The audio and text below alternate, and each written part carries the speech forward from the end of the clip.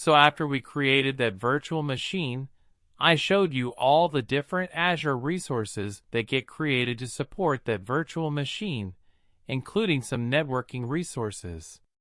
And just like your virtual machine, the networking resources that you saw are virtualized network devices that emulate a physical computer network.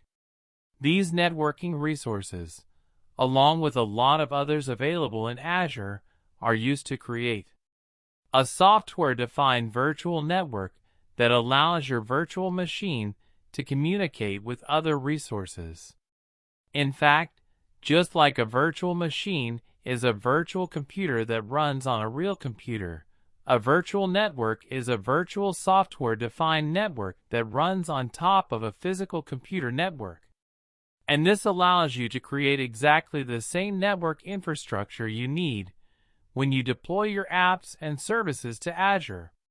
Now, just as with a physical network, you can create subnets, and you can configure your Internet Protocol or IP address space.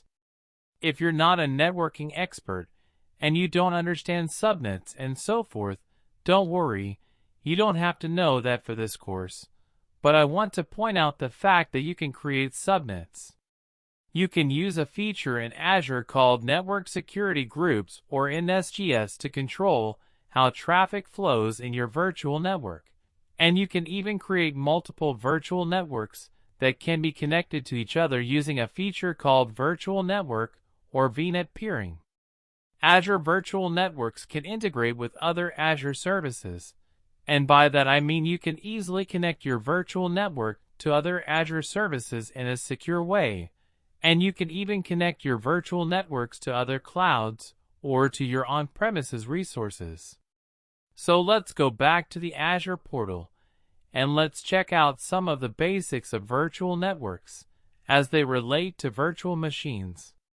So I'm back here in the home page of the portal. Here's the VM2 that we just created. So I'm going to click that, and once I go in here along on the left-hand side here, I have a networking menu item in settings, and I'm going to click that. And what this shows us is all of the different networking settings for this virtual machine.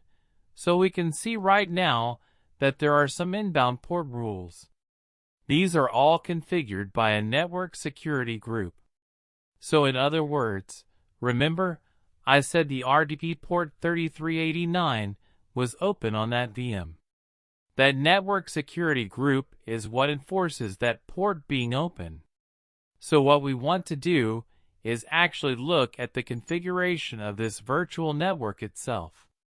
And to do that, what we're going to do is go back out to the home page of the Azure portal, and we're going to go into our resource group GSWA, and I'm going to click on that virtual network, which is called VM2-VNet, if you didn't know that was the virtual network.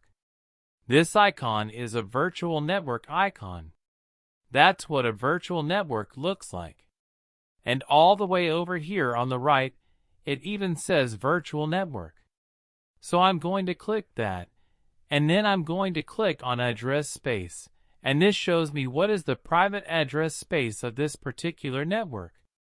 10.1.0.0/16, that's CIDR notation for a network address space, and that means that I've got 65,536 IP addresses that I can allocate within this virtual network. I can also click on subnets, and I can see that a default subnet has been created for this virtual network that was created automatically for me when I created my Azure virtual machine. I can click on that, and I can see all of the different settings for that. And you can also create additional subnets by just clicking on plus subnet right here and specifying the settings for your new subnet. So the important point to remember here is that you can create exactly the network configuration that you need for this virtual machine inside of this virtual network, so that you can, let's say, mirror your network configuration that is on premises. Let's say you're deploying something to this virtual machine that's currently running on premises. And you want to make sure that the network configuration works the same way in that application. You can configure everything in Azure using that same type of configuration. Configure all your subnets, your address spaces, and all that stuff. So that's how virtual networks work within a virtual machine. And there are other services as well that can integrate with virtual networks. In fact, when we get a little later in the course, we're going to look at Azure App Service, and I'll show you how Azure App Service can also integrate with virtual networks.